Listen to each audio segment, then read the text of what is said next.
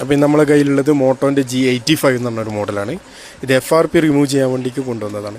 അപ്പോൾ ഇതിൻ്റെ നോർമലായിട്ട് FRP റിമൂവ് ചെയ്യാൻ വേണ്ടിക്ക് പറ്റില്ല. ഇതിൻ്റെ UFS റിമൂവ് ചെയ്ത് F64 ബോക്സിൽ വേണം ഇത് FRP റിമൂവ് ചെയ്യാൻ വേണ്ടിക്ക്.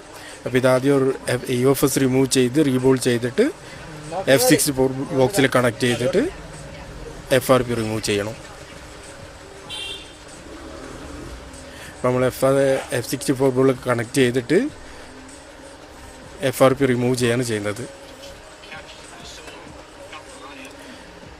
ജസ്റ്റ് ഇതാണ് FRP ക്ലിക്ക് ചെയ്യുക, ഓക്കെ കൊടുത്താൽ തന്നെ അത് ഓട്ടോമാറ്റിക്കായിട്ട് FRP അതിൽ റിമൂവ് ആയിട്ട് വരും. മറുപടി റീകണക്ട് ചെയ്ത് ചെക്ക് ചെയ്ത FRP റിമൂവ് ആയിട്ടുണ്ട്. പിന്നെ F64 UFS റിമൂവ് ചെയ്ത് ബോർഡിൽ ഫിക്സ് ചെയ്ത് ചെക്ക് ചെയ്ത് നോക്കാം. അപ്പോൾ FRP റിമൂവ് ചെയ്തിട്ടുണ്ട്.